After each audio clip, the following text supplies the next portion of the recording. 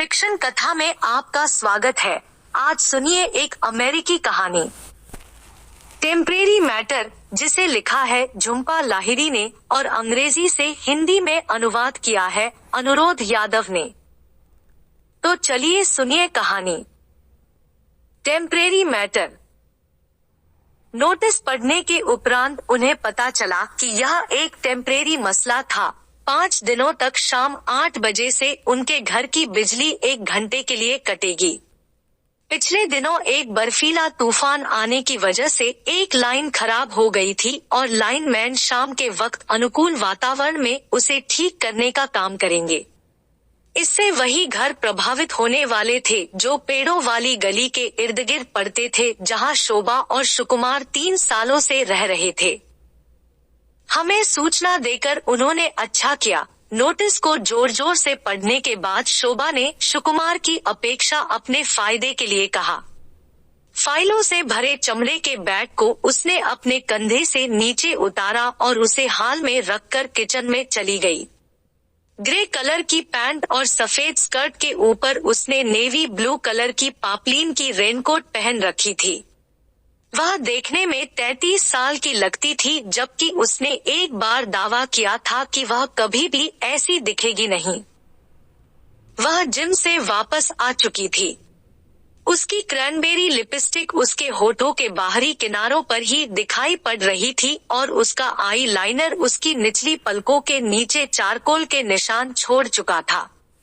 कभी कभी वह इस तरह दिख जाया करती थी। सुकुमार ने सोचा।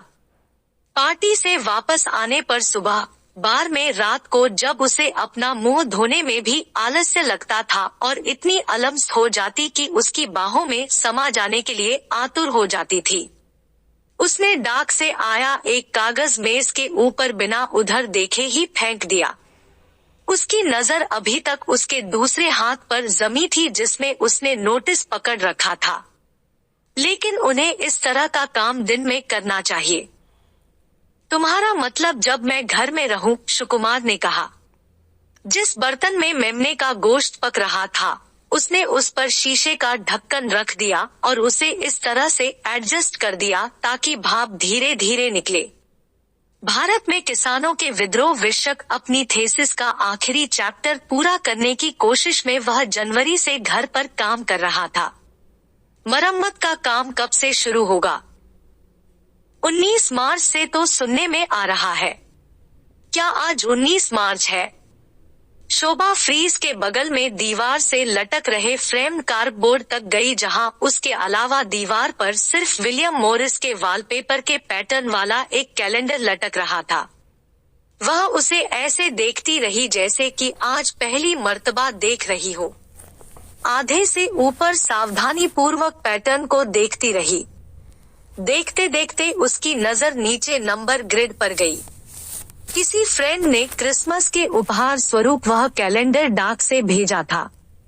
हालांकि शोभा और सुकुमार ने उस वर्ष क्रिसमस मनाया भी नहीं था। तब तो आज ही, शोभा ने कहा, वैसे अगले शुक्रवार को तुम्हें डेंटिस्ट का अपॉइंटमेंट मिला हुआ है।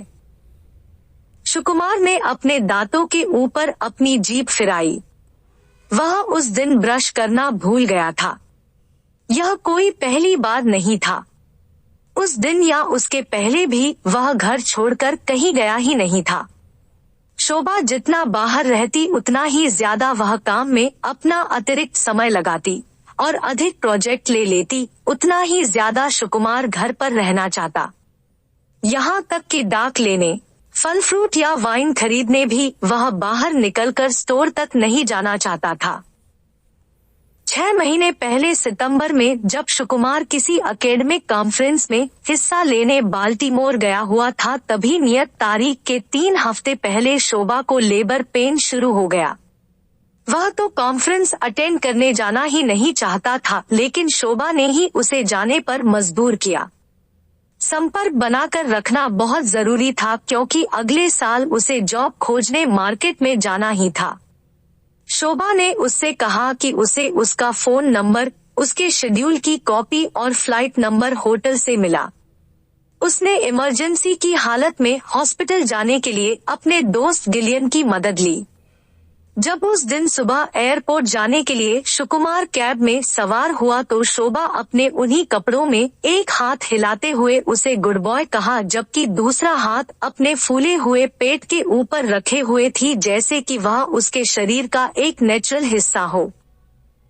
सुकुमार के दिमाग में हर बार वही अंतिम क्षण आता रहता जब उसे मालूम पड़ा था कि शोभा प्रेग्नेंट है।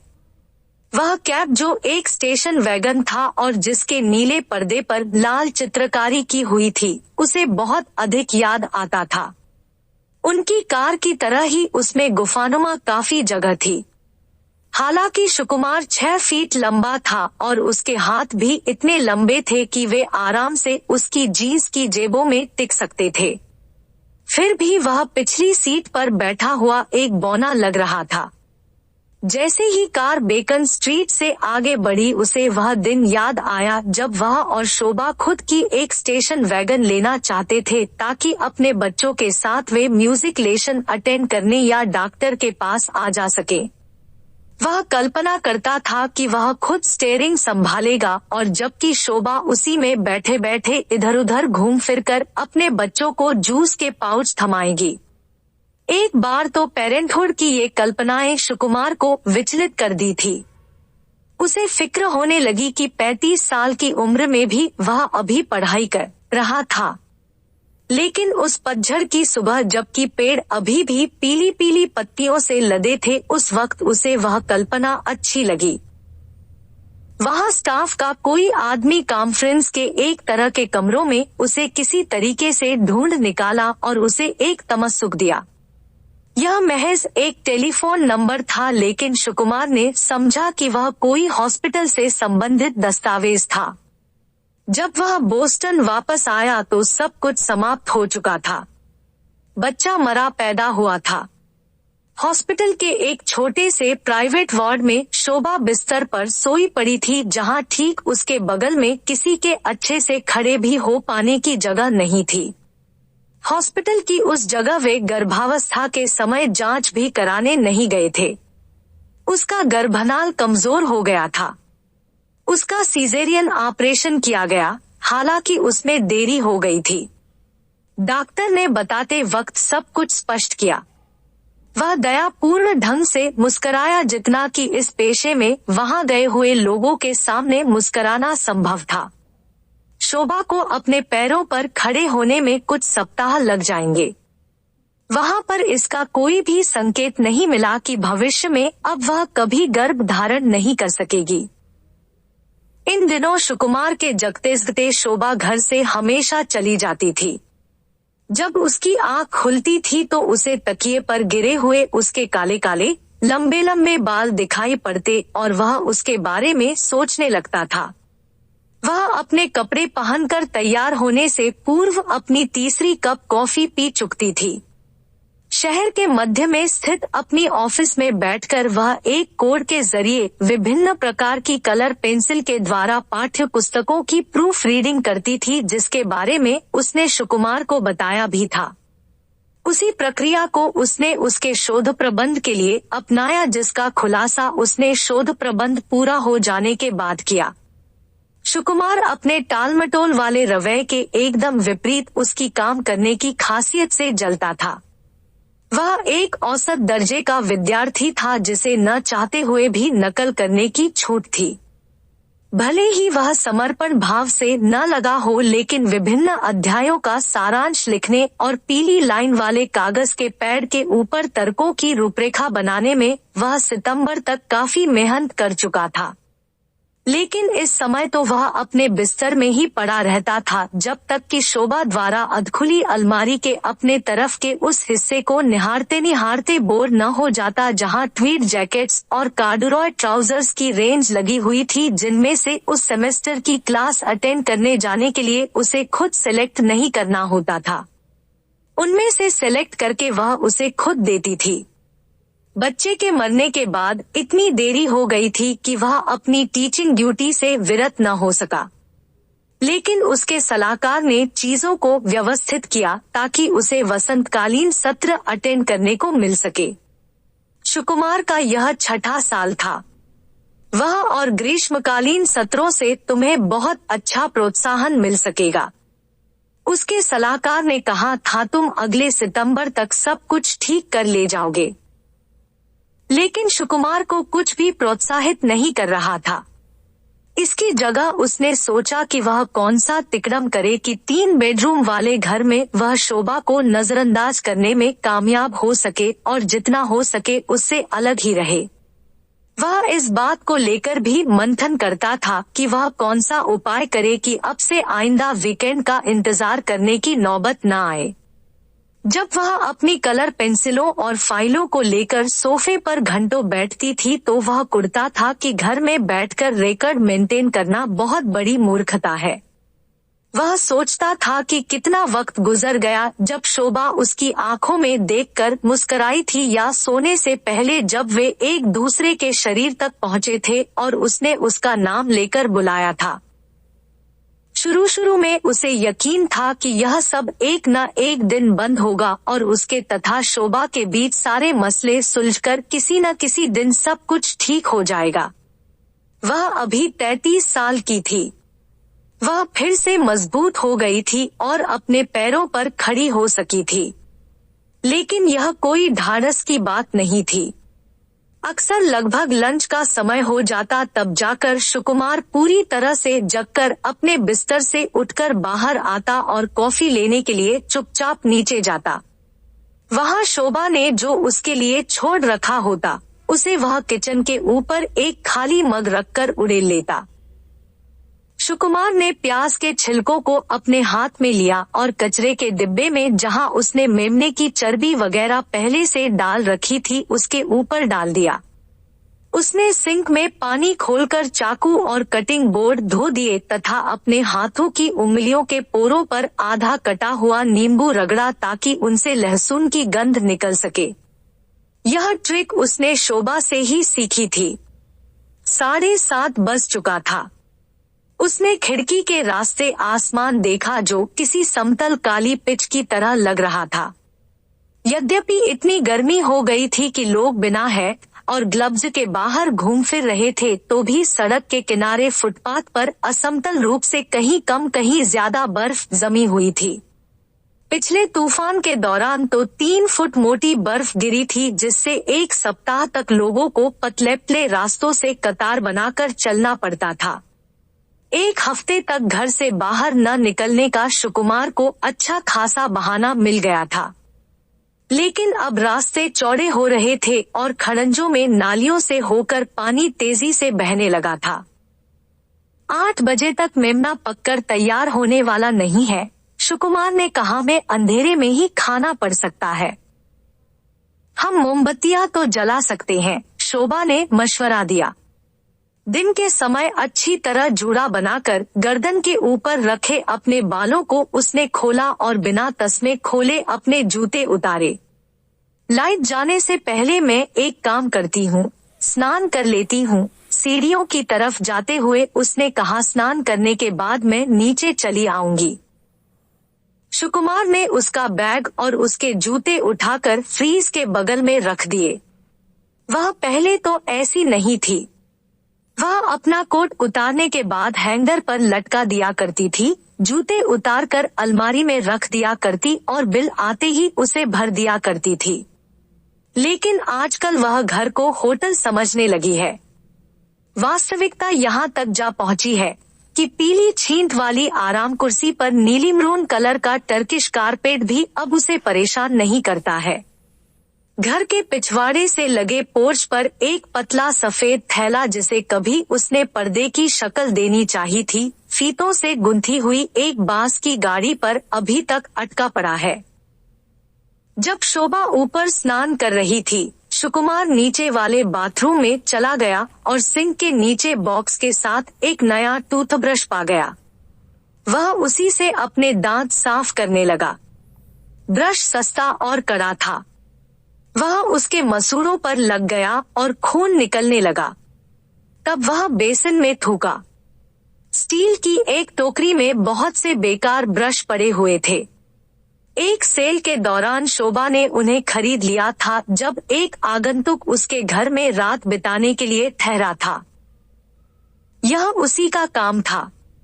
वह अच्छी या बुरी सरप्राइजेज के लिए हमेशा कुछ न कुछ किया करती थी। अगर उसे कोई स्कर्ट या पर्स पसंद आ जाता तो वह दो दो खरीद लिया करती थी। उसके काम में जो बोनस मिलता उसे वह अपने नाम के अलग बैंक अकाउंट में रख दिया करती थी। इससे सुकुमार चिढ़ता भी नहीं था। जब सुकुमार के पिता का स्वर्गवास हुआ तो उसकी माँ एकदम से टूट गई। जिस घर में वह पैदा हुआ पला भा, उसमें उसको अकेला छोड़ वह कोलकाता चली गई। सुकुमार को तब खुद सब कुछ व्यवस्थित करना पड़ा। उसे यह अच्छा लगता था कि शोभा बिल्कुल अलग थी। दूरदृष्टि की उसकी क्षमता सुकुमार को हैरान कर देती थी। जब वह खरीदारी करने जाया करती तो रसोई का स्टोर हमेशा ऑलिव तथा कॉर्न ऑयल की एक्स्ट्रा बोतलों से भरा रहता। वह इस बात पर निर्भर करता कि वे इटालियन या इंडियन किस तरह का भोजन उस समय पका रहे होते थे। पास्ता के विभिन्न आकारों व रंगों के बॉक्स, बासमती चावल के जिप वाले पैकेट, है मार्केट के मुस्लिम बूचरों के पास से लिए गए मेमनों तथा बकरों के गोश्त प्लास्टिक बैग में भरकर रखे रहते। हर दूसरे शनिवार को वे उन स्टॉलों के हुजूम से होकर गुजरते जिन्हें सुकुमार अच्छी प्रकार से जानता था। वहां से वह खाने पीने की चीजें लेती जाती और वह आश्चर्यचकित होकर उसे देखता रहता। वह भीड़ में आगे बढ़ती जाती और वह उसके पीछे कैनवास का थैला लिए चलता था। सुबह सुबह खिली धूप में वह छोटे छोटे लड़कों जिनके दाढ़ी मूंछ भी नहीं निकले होते से मोल भाव करती और वे भूरे कागज से बने थैलों में चुकंदर, अदरक, जिमीकंद इत्यादि भरकर तराजू पर रखते जाते और एक एक कर शोभा को थमाते जाते थे। वह प्रेगनेंसी की हालत में भी भीड़ में धक्का मुक्की से तनिक भी नहीं डरती थी। वह लंबे कदकाठी और चौड़े मजबूत कंधों वाली औरत थी। उसके पुट्ठे इतने पुष्ट थे कि आया कहती थी कि वे खास तरह से गर्भधारण करने के लिए बनाए गए हैं। घर वापस आते समय जब कार चार्ल्स के समीप टर्न लेती तो वे अत्यंत प्रसन्न होते कि उन्होंने खाने पीने की कितनी कुछ चीजें खरीद ली है। वे सब चीजें कभी खराब नहीं हो पाती थी। जब यार दोस्त घर आते तो शोभा उन सबको बहुत अच्छे तरीके से भोजन कराती थी। फ्रीज, बोतल में या टिन में रखी अच्छी अच्छी महंगी चीजों, रोजमेरी के साथ मिलाकर खुद बनाए गए मिर्च के अचारों, संडे के दिन बनाकर रखी चटनियों, बर्तनों में रखे टमाटर और बेर के गर्मागर्म सॉस से भोजन तैयार करने में कम से कम आधा दिन का समय लग जाता। लेबल लगे हुए उसके मिट्टी के पर्याप्त मर्तबान किचन के शेल्फ पर अंथीन पिरामिड की शक्ल में सजाकर रखे थे और वे आश्वस्त थे कि अपने नाती पोतों तक को वे इनका स्वाद चखा कर रहेंगे। अब तक वह सब वे खा चुके थे। बड़े व्यवस्थित तरीके से सुकुमार अपने रसोई के भंडार से काम चला रहा था। अपने दोनों के लिए भोजन बनाने के लिए वह कप भर भर कर चावल नापता और फ्रीज में रखे गए गोश्त को गर्म कर लेता था। हर दिन वह शोभा की रसोई की बुकलेट को उलट पुलट कर देखता रहता था और उसके द्वारा पेंसिल से खींचे गए निशान पर विशेष तवज्जो फरमाता था। 1 की जगह 2 टीस्पून खड़े धनिये का इस्तेमाल करता और पीली की जगह लाल रंग की दाल पकाता। हर तरह के भोजन को बनाने और उन्हें पहली बार एक साथ बैठकर खाने की तारीखें इंगित की गई थीं। 2 अप्रैल बंद गोभी की सब्जी, 14 जनवरी बादाम और सुल्ताना के साथ चिकन। वे भोजन सुकुमार ने कब किए थे उसे कुछ याद न था, लेकिन शोभा की सुंदर हैंडराइटिंग में वह सब बाकायदे दर्ज था। अब तो सुकुमार को भोजन बनाना अच्छा लगने लगा था। यह एक ऐसा काम था जो उसे प्रोडक्टिव अनुभव कराता था। अगर वह यह नहीं करता तो उसे पता था कि शोभा अपने डिनर के रूप में एक कटोरी दलिया वगैरह ले लेती। आज जब बिजली नहीं होगी तो वे भोजन एक साथ बैठकर करेंगे। महीनों पहले से वे अपना अपना भोजन खुद से लेकर अलग अलग जगह खाया करते थे। सुकुमार अपनी प्लेट लेकर अपने स्टडी रूम में चला जाता और वहां भोजन खूब ठंडा होने देता, तब जल्दी जल्दी बिना रुके सब चट कर जाता। उधर शोभा अपनी प्लेट लेकर लिविंग रूम में चली जाती और वहां टीवी पर गेम शो देखते या अपने एक हाथ में पेंसिल लिए हुए अपनी फाइलों की प्रूफ रीडिंग करते करते अपना भोजन करती थी। शाम को किसी समय शोभा सुकुमार से मिलने गई थी। जब उसने उसे आते सुना तो अपना नावेल बंद करके रख दिया और कंप्यूटर पर कुछ टाइप करने लगा। वह उसके पास पहुंचकर उसके कंधों पर अपने हाथ रख दिए और उसके साथ कंप्यूटर की नीली चमकती स्क्रीन पर घूरने लगी। अब इतना भी हार्ड वर्क मत करो। 1-2 मिनट चुप रहने के बाद वह बोली और बिस्तर की ओर चली गई। वह दिन का कोई समय था जब वह उससे मिली थी तो भी वह डर गया था। वह जानता था कि वह खुद कुछ न कुछ करने लगेगी। वह कमरे की दीवारों को निहारने लगी। पिछली गर्मी में उन दोनों ने दीवारों पर बॉर्डर बनाकर उसे ड्रम और ढोल बजाकर मार्च करते बत्तख और खरगोशों के चित्रों से सजाया था। अगस्त समाप्त होते होते खिड़की के नीचे एक चेरी का पालना, पुदीने जैसे हरे हैंडल वाली एक सफेद मेज और रंग बिरंगे कुशन के साथ झूलने वाली एक कुर्सी तैयार हो गई। शोभा के हॉस्पिटल से वापस लाने के पहले सुकुमार ने उन सबको हटा दिया और बत्तख तथा खरगोशों को खुरचकर साफ कर डाला। किसी वजह से कमरा शोभा को जिस तरह से विचलित करता था उस तरह से सुकुमार को नहीं। जनवरी में जब उसने लाइब्रेरी की अपनी केबिन में काम करना बंद कर दिया तो उसने अपनी मेज वहां सोच समझकर सेट कर लिया था। कुछ तो इस नाते कि उसे वह कमरा आराम देता था और कुछ इस नाते कि शोभा उस जगह पर जाने से बचती थी। सुकुमार किचन में वापस आया और अलमारी खोलने लगा। शोभा द्वारा कोलकाता के बाजार से खरीदकर लाए गए रसोई की चीजों जैसे कैंचियों, एक बीटर, कूंची, ओखल और मूसल के बीच कहीं मोमबत्ती लगाने की फिराक में था जिससे लहसुन की कलियां, साबुत लौंग और इलायची को कूट सके, ठीक उसी तरह से जैसे पहले शोभा भोजन पकाते वक्त करती थी। उसे एक टार्च मिली लेकिन उसमें बैटरी नदारद और बर्थडे वाली कुछ मोमबत्तियां भी मिली। पिछले मई महीने में शोभा ने उसे एक सरप्राइज बर्थडे पार्टी दी थी। उसमें कुल 120 लोगों का अच्छा खासा हुजूम इकट्ठा हुआ था।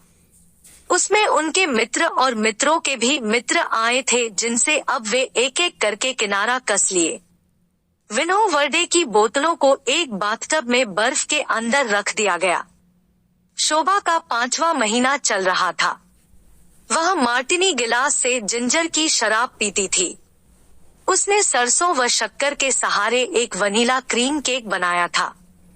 पार्टी के दौरान मेहमानों के बीच में पूरी रात वे घूमते फिरते रहे और तब तक उसकी उंगलियां सुकुमार की लंबी उंगलियों से हमेशा बंधी रही। सितंबर से शोभा की मां केवल उनके मेहमानों में से एक रह गई। वह कारिजोना से आई थी और शोभा के हॉस्पिटल से वापस आने के 2 महीने बाद तक उनके साथ रह गई। वह प्रतिदिन भोजन बनाती, सुपरमार्केट कार चलाकर जाती और उनके कपड़े धोती तथा सुखाती थी। वह एक धार्मिक प्रवृत्ति की औरत थी। उसने अपने सोने के कमरे में एक छोटा सा मंदिर सेट कर रखा था जिसमें फ्रेमयुक्त किसी देवी का फोटो रखकर उस पर गेंदे के फूलों की पंखुड़ियों से सजाती और भविष्य में स्वस्थ नातीपोते पैदा होने के लिए दिन में 2 मर्तबा पूजा करती थी। सुकुमार के साथ वह अधिक मेलजोल नहीं रखती थी लेकिन उसके साथ बड़ी विनम्रता से पेश आती थी। वह उसके स्वेटर इत्यादि बड़े सलीके से तह करके रखती थी। यह उसने एक कपड़े की दुकान में काम करते हुए सीखा था। जाड़े की उसकी एक कोट की एक टूटी बटन भी उसने लगा दी और उसके लिए एक गहरे पीले व भूरे रंग का स्कार्फ बुनकर उसे ऐसे थमाया जैसे कहीं पर उसे गिरा हुआ पाया हो। शोभा के विषय में वह कभी भी उससे बात नहीं करती थी। एक बार जब सुकुमार ने बच्चे की मौत का जिक्र उससे किया तो उसने अपनी बुनाई से नजर उठाई और कहा, लेकिन तुम तो रहे भी नहीं तब। घर में कायदे की एक मोमबत्ती नहीं थी। यह बात सुकुमार को बहुत अजीब लगी और यह भी कि इस तरह की साधारण सी इमरजेंसी के लिए शोभा की कोई तैयारी नहीं थी। अब वह बर्थडे की मोमबत्तियों को लगाने के लिए कोई चीज तलाशने लगा। सिंक के ऊपर विंडोसिल पर रखे गमले में आइवी का पौधा लगाया गया था। कुछ न पाकर वह मोमबत्तियों को गमले की मिट्टी में खड़ा करना चाहा। चूंकि गमला पानी की टोंटी से कुछ इंच दूर पड़ता था, इसलिए गमले की मिट्टी एकदम सूख गई थी। तब मोमबत्तियों को अच्छी तरह खड़ा करने के लिए मिट्टी को पानी से भिगोना पड़ा। किचन स्टैंड पर डाक के कुछ लिफाफे वगैरह और लाइब्रेरी की बिना पढ़ी हुई कई किताबें पड़ी थी। उसने उन सबको हटाकर एक ओर कर दिया। उसे वह दिन याद आया जब वहां एक साथ बैठकर दोनों ने पहली बार भोजन किया था। जब वे शादी के बंधन में बंधकर अंततः एक घर में एक साथ रहने के लिए बहुत अधिक लालायित हो गए, तो वे एक दूसरे से मिलने के लिए गाहे गाहे यहाँ आ जाते। उस वक्त ज्यादा उत्साह प्यार करने के लिए होता था, न कि खाने पीने के लिए। उसने लखनऊ के एक अंकल द्वारा दी गई एम्ब्रॉयडरी की हुई मैट बिछाई और उस पर प्लेट और मेहमानों के लिए बचाकर रखी वाइन का गिलास रखा। तब उसने तारांकित पत्तियों वाले आइवी के सफेद किनारे वाले गमले को बीच में रख दिया जिसमें मोमबत्तियां जल रही थी। उसके बाद उसने डिजिटल रेडियो ऑन किया जिस पर जैज FM स्टेशन पकड़ा दिया। यह सब क्या है? सीढ़ियों से नीचे आते ही शोभा ने पूछा। उसके बाल एक सफेद तौलिए में लिपटे थे। उसने तौलिए को खोलकर कुर्सी पर डाल दिया और अपने काले गीले बालों को अपनी पीठ पर बिखर जाने दिया। वह अनमने भाव से किचन में गई। उसने एक साफ सुथरा स्वेट पैंट और टी शर्ट पहन रखा था। उसने ऊपर से एक लबादा भी पहन रखा था। उसका पेट अब फिर से पिचक गया था। उसके पुष्ट कोनों के आगे उसकी कमर पतली हो गई थी जिस पर लबादे की बेल्ट फ्लापी नाट लगाकर बांधा हुआ था। 8 बजने वाला था। सुकुमार ने चावल दाल को मेज के ऊपर रखा जिसे उसने पकने के लिए माइक्रोवेव ओवन में टाइमर सेट करके रख दिया था। रोगन जोश बनाया तुमने? शोभा ने कांच के ढक्कन से पापरिका स्टू को देखकर कहा। सुकुमार ने मेमने की एक बोटी निकाली और अपनी उंगलियों से जल्दी से दबाकर देखा ताकि कहीं जल न जाए। फिर यह देखने के लिए कि गोश्त हड्डी छोड़ रहा है या नहीं, उसने करछुल से एक बड़ी पीस पर कोचकर कहा, अब यह पककर तैयार हो गया। लाइट के जाते ही माइक्रोवेव की सीटी बजी और म्यूजिक गायब हो गया। परफेक्ट टाइमिंग, शोभा ने कहा। हमें सिर्फ बर्थडे की मोमबत्तियां ही मिल सकी, सुकुमार ने उन्हें जलाते हुए कहा। चलो कोई बात नहीं, शोभा ने अपने गिलास के किनारे पर उंगली फिराते हुए कहा। धुंधली रोशनी में सुकुमार जानता था कि शोभा बैठी कैसे थी। वह इस समय कुर्सी पर आगे सरक कर और पैरों को कुर्सी के निचले डंडे पर एक दूसरे को क्रॉस करके और बाई कोहनी को मेज पर रखकर बैठी थी। मोमबत्तियां ढूंढने के दौरान सुकुमार के हाथ वाइन की एक बोतल लगी जो उसकी समझ से खाली थी। उसने बोतल को अपने घुटनों में दबाकर रखा जब वह उसका कार्कस्क्रू घुमा रहा था।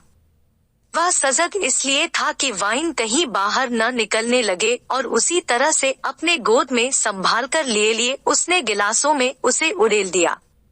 वे दोनों खुद अपना अपना भोजन निकालकर खा रहे थे।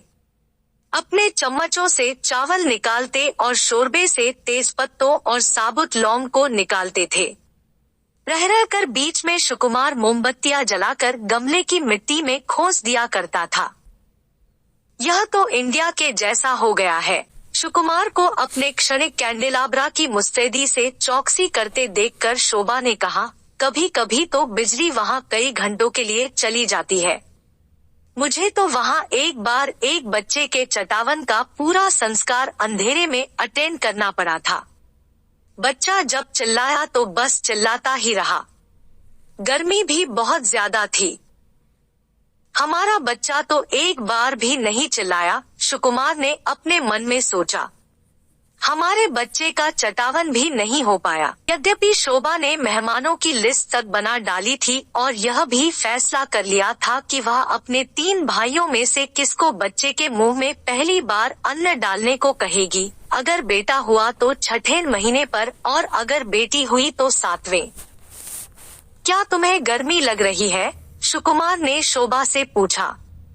उसने चमक रहे गमले को मेज के दूसरी तरफ डाक के लिफाफों और किताबों की ओर सरका दिया। अब तो उन्हें एक दूसरे को देख पाना और भी मुश्किल हो गया। सुकुमार को यकायक चिड़सी होने लगी कि वह क्यों नहीं सीढ़ियों से ऊपर जाकर कंप्यूटर पर बैठ गया।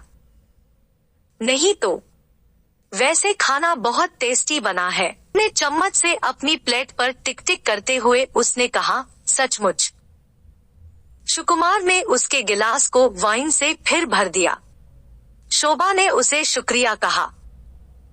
इस प्रकार से वे पहले नहीं थे।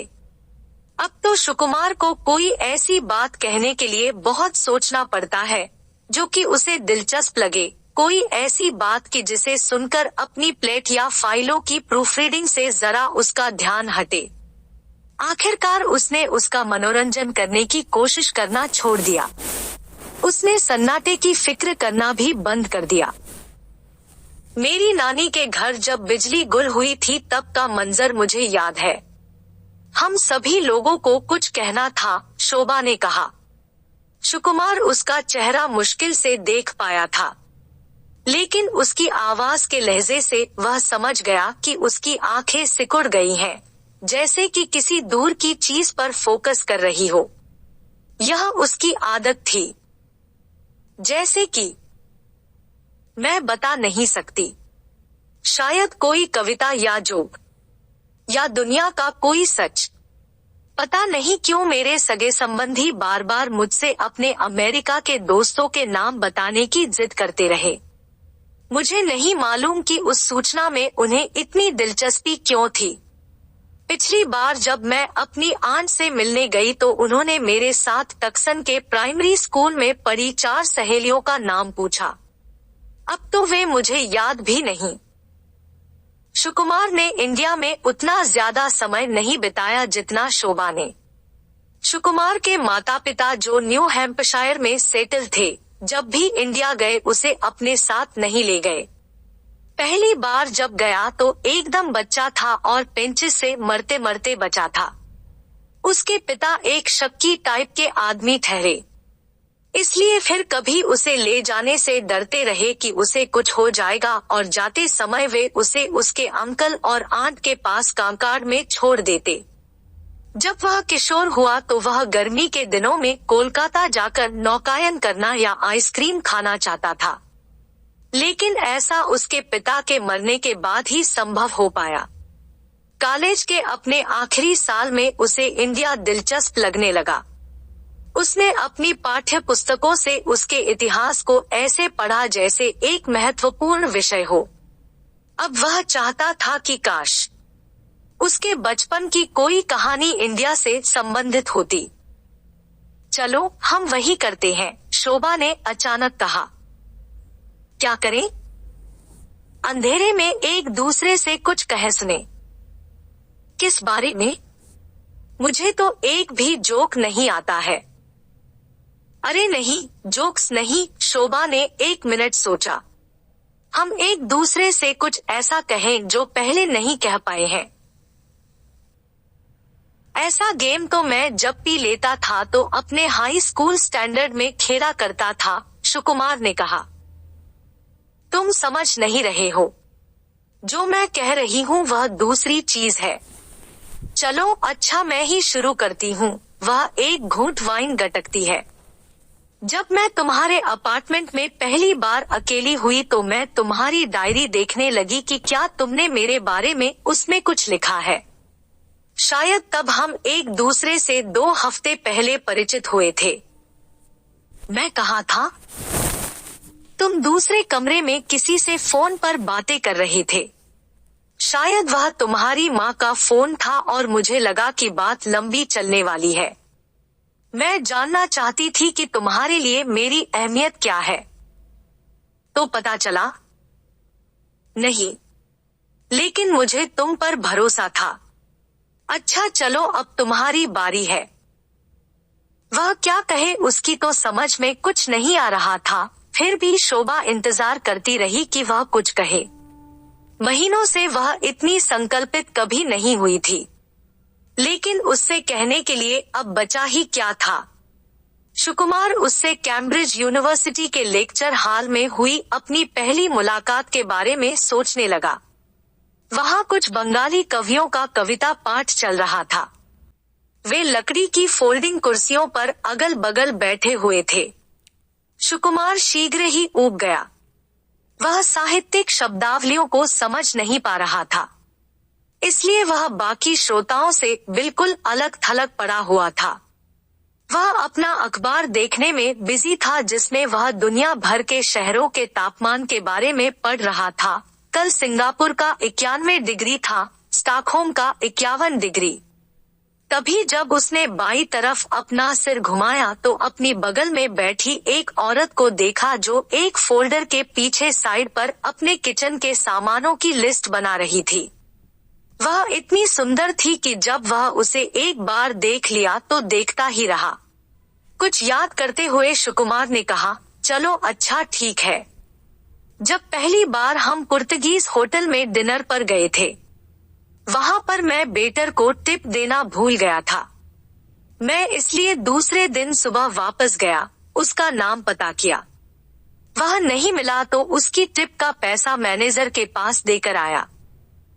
एक वेटर की सिर्फ टिप देने के लिए तुम समरविल वापस चले गए? हाँ, पैदल नहीं, मैंने एक कैब किया। वैसे तुम वेटर को टिप देना भूल क्यों गए? बर्थडे की बची सारी मोमबत्तियां जलकर खत्म हो गई। अंधेरा हो गया, फिर भी सुकुमार उसका चेहरा अपने मन की आंखों से साफ साफ देख पा रहा था। उसकी बड़ी बड़ी आंखें, मोटेरसीले होंठ और उसकी ठोड़ी पर कौमा जैसा निशान जो 2 साल की उम्र में एक ऊंची कुर्सी से गिर जाने की वजह से बना था। प्रतिदिन सुकुमार उसकी सुंदरता को ठगासा निहारता था, जिस पर वह एक दिन मोहित हो गया। लेकिन अब लगने लगा कि वह आकर्षण धीरे धीरे कम हो गया। कॉस्मेटिक्स जो पहले फिजूल थे अब जरूरी हो गए। उसकी सुंदरता में 4 चांद लगाने हेतु नहीं, अपितु उसकी पहचान बरकरार रखने हेतु। डिनर समाप्त होते होते मैं सोचने लगा था कि काश तुमसे मेरी शादी हो जाती। पहली बार उसके सामने उसने यह स्वीकार किया। इससे मैं एकदम विचलित हो गया था। अगले दिन पहले की अपेक्षा शोभा जरा जल्दी घर आ गई। पहले दिन का मेमना थोड़ा बचा था। सुकुमार ने उसे गरम कर लिया ताकि वे 7 बजे तक खा ले। वह उस दिन पिघलते बर्फ के रास्ते से होकर बाहर चला गया और उधर कोने के एक स्टोर से मोमबत्तियों की एक पैकेट और टॉर्च की बैटरी खरीद लाया था। उसने पीतल के कमल के आकार के एक होल्डर में काउंटर के ऊपर मोमबत्तियों को लगा दिया, लेकिन उन्होंने भोजन किया टेबल के ऊपर लटक रहे सीलिंग लैंप की रोशनी में। जब उनका भोजन खत्म हो गया तो सुकुमार यह देखकर हैरान रह गया कि शोभा उसकी प्लेट के ऊपर अपनी प्लेट रख दी और तब उन्हें सिंक में रखने चली। सुकुमार सोच रहा था कि वह लिविंग रूम में जाकर अपनी फाइलों के पीछे आराम करेगी। बर्तनों के चक्कर में मत पड़ो, उसके हाथ से प्लेटों को लेते हुए वह बोला। यह न करना भी तो अच्छा नहीं लगता। ब्रश के ऊपर डिटर्जेंट की एक बूंद उड़ेलते हुए वह बोली, अब 8 बजने वाला है। सुकुमार अत्यंत उत्साहित था। दिन भर वह लाइट जाने का इंतजार करता रहा। अपनी डायरी पढ़ते हुए वह सोचने लगा कि पिछली रात शोभा ने क्या कहा था। उस वक्त वह जैसी थी याद करके उसे अच्छा लगा। जब वे पहली बार मिले थे तो वह कितनी बोल्ड किंतु नर्वस फिर भी उम्मीदों से लबरेज लग रही थी। वे सिंक पर अगल बगल एक साथ खड़े हुए तो उनकी छाया एक साथ खिड़की के फ्रेम में आ गई। जब दोनों पहली बार आईने के सामने खड़े हुए तो वह नजारा देखकर वह शर्मा गया था। आखिरी बार कब उन्होंने एक साथ फोटो खिंचवाई थी उसे याद न हो पाया। कुछ दिनों से उन्होंने पार्टी वगैरह अटेंड करना और एक साथ कहीं घूमना टहलना भी छोड़ दिया है। जब शोभा प्रेग्नेंट थी तो उस समय अहाते में खींचा गया फोटो आज भी उसके कैमरे में है। सिंक में जाकर उन्होंने मिलकर बर्तन धोए और किचन के काउंटर पर एक ही तौलिए से एक साथ अपने हाथ सुखाने लगे। 8 बजे घर में चारों तरफ अंधेरा हो गया। सुकुमार ने एक मोमबत्ती जलाई तो उसकी लंबी और सीधी लौ से वह बहुत प्रभावित हुआ। चलो बाहर बैठते हैं, शोभा ने कहा। मुझे लगता है कि अभी बाहर गर्म होगा। दोनों ने एक एक मोमबत्ती ली और सीढ़ियों पर जाकर बैठ गए। जमीन पर अभी भी कहीं कहीं बर्फ जमी हुई थी। ऐसे में बाहर बैठना अजीब लग रहा था, लेकिन आज रात सभी लोग अपने घरों से बाहर ही थे। हवा की सहरन लोगों बेचैन कर रही थी। दरवाजे खुलते थे, बंद होते थे। अपने हाथों में टार्च लिए उनके पड़ोसियों की एक छोटी सी परेड वहां से गुजरी। हम बुक स्टोर जा रहे हैं, वहां कुछ किताबों के पन्ने पलटेंगे, पके बाल वाला एक आदमी बोल पड़ा। वह अपनी औरत के साथ टहल रहा था जो बहुत दुबली पतली थी और अपने साथ एक कुत्ते को लिए हुए थी। वे ब्रैडफोर्ड दंपत्ति थे। उन्होंने सितंबर महीने में शोभा और सुकुमार के मेल बॉक्स में सिंपैथी कार्ड डाला था। सुनने में आया है कि उनके यहाँ लाइट है। उनके यहाँ होगी, नहीं तो आप अंधेरे में ही पन्ने पलटते फिरेंगे, सुकुमार ने कहा। औरत हंस पड़ी और उसका हाथ उसके पति के हाथों से फिसल गया। वह बोली, क्या आप लोग हमारे साथ चलना चाहेंगे? फिलहाल तो नहीं, धन्यवाद, शोभा और सुकुमार दोनों एक साथ बोल पड़े। इससे सुकुमार अचंभित था कि दोनों के मुंह से एक साथ एक ही बात कैसे निकल गई। वह जानने के लिए बहुत उत्सुक था कि शोभा अंधेरे में आज उससे कहेगी क्या। उसके दिमाग में अनेक बुरी बुरी बातें आ जा रही थी कि क्या उसका पहले भी कोई अफेयर था, कि उसे यह पसंद नहीं है कि वह 35 साल का हो गया और अभी भी पढ़ रहा है, कि क्या उसका उसकी माँ के साथ बाल्टीमोर में रहना अच्छा नहीं लगता है। लेकिन उसे पता था कि वह यह सब नहीं सोचती है। शोभा वफादार है तो सुकुमार भी बेवफा नहीं। शोभा को उस पर पूरा भरोसा है। बाल्टीमोर जाने के लिए तो उसने ही उस पर जोर डाला था। उन्हें एक दूसरे के बारे में कौन सी बात पता नहीं है। सुकुमार जानता है कि सोते समय वह अपनी उंगलियों को कसकर मोड़े रखती है, कि किसी बुरे स्वप्न के आने पर उसका शरीर ऐंठने लगता है। उसे यह भी मालूम था कि उसे खरबूजे के ऊपर शहद लगाकर खाना अच्छा लगता है। उसे यह भी पता था कि जब वे हॉस्पिटल से वापस आए तो पहला काम शोभा ने यह किया कि वह घर के अंदर गई और उनकी कॉमन चीजें जैसे शेल्फ में पड़ी किताबें, विंडोसिल पर रखे पौधे, दीवारों पर लटकी पेंटिंग्स, मेज के ऊपर रखी तस्वीरें, किचन में हुक से लटक रहे बर्तन इत्यादि उठाकर हाल में फेंक दिया। सुकुमार उसके रास्ते से दूर हट गया था। वह बस उसे एक कमरे से दूसरे कमरे में बाकायदे आते जाते देखता रहा। जब उसे संतोष हो गया तो उसने खुद से लगाए गए सामानों के ढेर को निहारने लगी। उसने होठों को ऐसे बनाया कि सुकुमार ने सोचा कि वह अब थूकेगी, लेकिन वह तो रोने लगी। सीढ़ियों पर बैठे बैठे सुकुमार को ठंड लगने लगी। परस्पर बातचीत का सिलसिला शुरू हो इसके लिए सुकुमार सोच रहा था कि पहले शोभा उससे बात करना शुरू करे।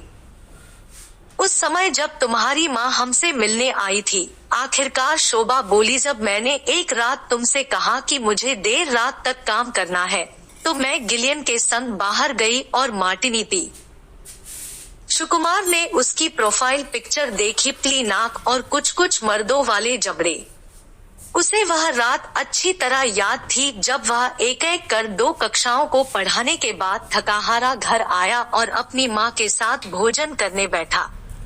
उसकी इच्छा थी कि शोभा वहाँ होती और कुछ अच्छी अच्छी बातें करती, क्योंकि दिन भर उससे बुरी बातें करने वाले लोग ही मिले थे।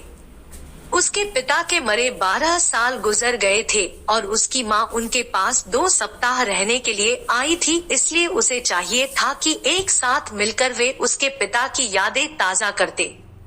हर दिन उसकी माँ कुछ ऐसा पकाती जो उसके पिता को पसंद था, लेकिन वह इतनी विचलित हो जाती कि खुद उसे खा नहीं पाती थी।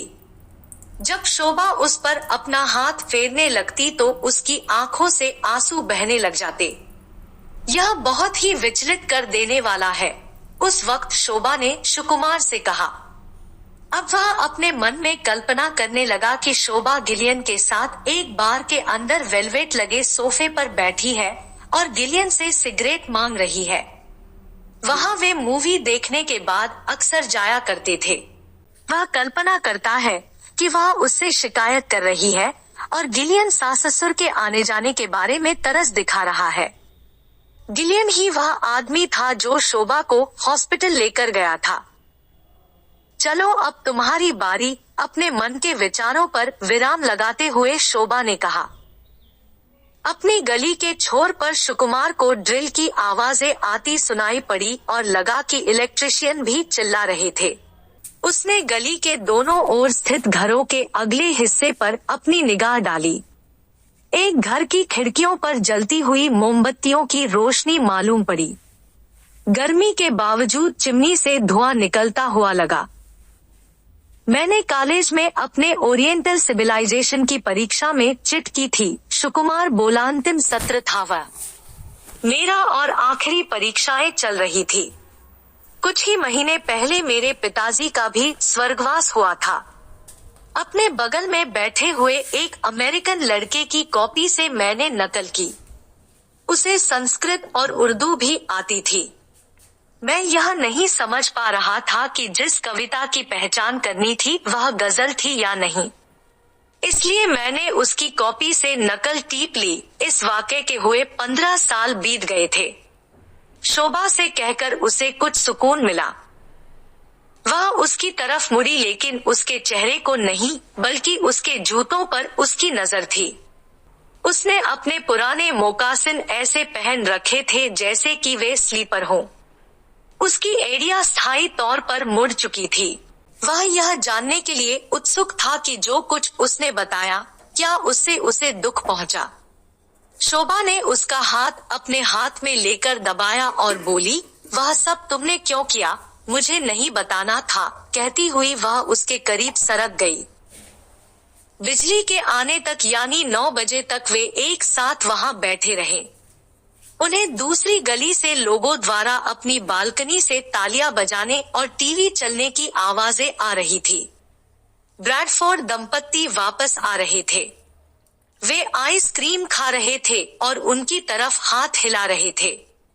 शोभा और सुकुमार भी हाथ हिलाने लगे। तब वे रुककर खड़े हो गए। बूढ़े का हाथ अभी भी बूढ़ी के हाथ में था। यह देखकर वे अंदर चले गए। बिना किसी प्रयास के वह सब अपने आप जैसे तैसे हो गया। दोनों ने अपनी अपनी गलतियां कबूल की। उससे उन्हें दोहक भी पहुंचा और कभी कभी निराशा भी हाथ लगी। दूसरे दिन सुकुमार घंटों सोचता रहा कि वह शोभा से क्या कहे। वह यह सब खुलासा करते करते एकदम टूट गया कि एक बार एक फैशन पत्रिका से एक औरत का फोटो काटकर उसने हफ्तों तक अपनी किताब में रखा था, या कि उसके द्वारा शादी की पहली सालगिरह के मौके पर खरीदा गया स्वेटर दरअसल खोया नहीं था, बल्कि उसने उसे कुछ पैसों के लिए एक स्टोर में बेच डाला था, या कि एक दिन दोपहर में ही वह एक बियर बार में अकेले गया और वहां पीकर टल्ली हो गया था। अपनी शादी की पहली सालगिरह पर शोभा ने सिर्फ सुकुमार के लिए ही 10 किस्म के व्यंजन बनाए थे। स्वेटर को लेकर वह बहुत दुखी था। उसने भारी मन से बार में वेटर से कहा था, मेरी वाइफ ने शादी की सालगिरह पर मुझे एक स्वेटर भेंट किया था। तुम क्या उम्मीद करते हो? वेटर ने बस इतना कहा, क्या आप शादीशुदा है? जहां तक पत्रिका वाली औरत का सवाल है, उसे खुद नहीं पता कि उसने उसे काटा क्यों था। वह शोभा से सुंदर भी नहीं थी। वह एक सिल्वर कलर का जरी वाला ड्रेस पहने हुए थी। दुर्बल उदास चेहरा और मर्दों जैसी टांगे। उसकी नंगी बाहें उठी हुई और उसकी मुट्ठियां उसके सिर पर बंधी हुई, जैसे कि वह अपने ही कानों पर खुद पंच मारने जा रही थी। मोजो का यह एक एड था। उस समय शोभा प्रेग्नेंट हो चुकी थी। उसका पेट यकायक फूल गया, जिसे सुकुमार अब छूने से भी डरता था। बेड पर वह उसके बगल में लेटा हुआ था। शोभा एक पत्रिका पढ़ रही थी। उसी पत्रिका में पहली बार उसने उस औरत का फोटो देखा और फिर बाद में किताबों के ढेर के बीच से वह पत्रिका लेकर उसने उस औरत का फोटो बड़े सलीके से फाड़कर अलग कर लिया। उस औरत पर वह मोहित हो गया था। एक हफ्ते तक प्रतिदिन वह उसे एक बार जरूर देखता था, लेकिन वह एक ऐसा प्रेम था जो 1-2 मिनट के उपरांत ही घृणा में बदल जाता था। यह व्यभिचारिता के एकदम करीब था। उसने शोभा से स्वेटर के बारे में तीसरी रात को बताया और फोटो के बारे में चौथी रात को। उस वक्त शोभा ने कुछ नहीं कहा, विरोध प्रकट किया और न ही किसी प्रकार की घृणा का प्रदर्शन ही किया। उसने चुपचाप सुन लिया और उसके हाथ को अपने हाथ में लेकर दबाया, जैसा कि उसने पहले किया था। तीसरी रात को शोभा ने उसे बताया कि एक बार लेक्चर अटेंड करने के बाद जब वह अपने विभागाध्यक्ष से बात करने जा रहा था तो उसकी दाढ़ी पर कुछ लगा हुआ था, लेकिन उसने यह जानते हुए भी उसे नहीं बताया और उसे जाने दिया। किसी वजह से वह उससे चिढ़ी हुई थी, इसलिए वह जो भी किया उसे करने दिया। अपनी ठोड़ी के ऊपर उंगली रखकर इशारा तक नहीं किया। चौथी रात शोभा ने यह भी बताया कि उसे सुकुमार द्वारा जीवन में पहली बार लिखी कविता जरा भी पसंद नहीं आई थी, जिसे उसने एक साहित्यिक पत्रिका में प्रकाशित भी करवाया था और वह कविता उसने शोभा से मिलने के बाद ही लिखी थी। शोभा ने इतना भी कहा कि उसे वह निहायत कामुकतापूर्ण लगी थी। जब घर में अंधेरा छा गया तो कुछ ऐसा हुआ कि उन्होंने फिर से बातें करना प्रारंभ कर दिया। तीसरी रात को भोजन करने के उपरांत वे एक साथ सोफे पर बैठे थे और फिर जब एक बार अंधेरा हुआ तो सुकुमार बड़े अजीब ढंग से उसके माथे और चेहरे को चूमने लगा। वैसे था तो अंधेरा, लेकिन दोनों ने अपनी अपनी आंखें बंद कर रखी थी। इस चौथी रात को वे धीरे धीरे सीढ़ियों से होकर ऊपर चले गए। वहां वे बिस्तर पर हो लिए और प्रेमलीन हो गए। वह प्यार में इतनी गुस्ताखियां कर बैठा जिसे वह अब भूल चुका था। वह सिसकियों के बीच बीच में उसका नाम बुदबुदाती रही और अंधेरे में उसकी भौहों को अपनी उंगलियों से सहलाती रही। जब वह उसे प्यार कर रहा था तो सोच रहा था कि अब अगली रात को वह उससे क्या कहेगा। इस तरह का विचार मन में आते ही वह उत्तेजित हो गया और बोला, पकड़े रहो, अपनी बाहों में मुझे कसकर पकड़े रहो। लाइट के आते आते वे सो चुके थे। पांचवी रात को मेलबॉक्स में सुकुमार ने इलेक्ट्रिक कंपनी की दूसरी नोटिस पाई। उसमें लिखा था कि लाइन की मरम्मत का काम तय समय से पहले समाप्त हो गया। यह जानकर उसे बहुत निराशा हुई। उसने शोभा के लिए झींगा मछली की रेसिपी बनाने की प्लान बनाई थी, लेकिन जब वह खरीदने के लिए स्टोर में पहुंचा तो उसका मन कुछ भी पकाने का नहीं हुआ। उसने सोचा कि यह अब वह समय नहीं है। लाइट तो अब जाएगी नहीं। स्टोर में झींगा मछली अच्छी नहीं थी। टिन वाला कोकोनट मिल्क गंदा और अधिक महंगा था। फिर भी वह खाली हाथ नहीं लौटा। उसने एक मोमबत्ती और वाइन की 2 बोतल खरीद ली। शोभा 7:30 बजे घर वापस आई। मुझे लगता है कि हमारा खेल अब समाप्त हो गया, सुकुमार ने उससे कहा जब उसने उसे नोटिस पढ़ते हुए देखा। शोभा उसकी ओर देखते हुए बोली, अगर तुम चाहो तो अभी भी मोमबत्ती जला सकते हो। वह आज रात जिम नहीं गई। उसने रेनकोट के नीचे एक सूट पहन रखा था और जल्दी ही मेकअप किया हुआ था। जब वह चेंज करने ऊपर गई तो सुकुमार ने खुद गिलास में वाइन उड़ेली। जब वह नीचे आई तो उन्होंने एक साथ भोजन किया। शोभा ने न तो उसका शुक्रिया अदा किया और न ही प्रशंसा की। धीमे धीमे जल रही मोमबत्ती वाले अंधेरे कमरे में उन्होंने चुपचाप भोजन कर लिया। उन्होंने बड़ा कठिन समय काटा। उन्होंने झींगा खत्म किया और उसके साथ वाइन की पहली बोतल भी, फिर दूसरी उठा ली। जब तक मोमबत्ती जलती रही लगभग तब तक वे एक साथ बैठे रहे। उसके बाद वह उठकर अपनी कुर्सी पर बैठ गई तो सुकुमार ने सोचा कि शायद वह कुछ बोले, लेकिन वह इसकी बजाय उठकर खड़ी हुई, लाइट ऑन की और फिर बैठ गई। क्या हमें लाइट बुझा नहीं देना चाहिए? सुकुमार ने कहा। शोभा ने अपनी प्लेट एक तरफ हटा दी और अपने हाथ मेज पर पटकते हुए बोली, मैं चाहती हूँ कि जब मैं तुम्हें यह बताऊं तो उस समय तुम मेरा चेहरा देखो। सुकुमार का हृदय जोर जोर से धड़कने लगा। जिस दिन शोभा ने उसे बताया था कि वह प्रेग्नेंट है, उसने इसी नरम लहजे में ऐसे ही शब्दों का इस्तेमाल किया था। टीवी पर वह उस समय बास्केटबॉल का गेम देख रहा था। उसने उसे बंद कर दिया था। वह उस समय तो तैयार नहीं था, लेकिन अब है। सिर्फ वह यह नहीं चाहता था कि वह फिर से प्रेग्नेंट हो जाए। वह नहीं चाहता था कि उसे फिर खुश रहने का बहाना करना पड़े।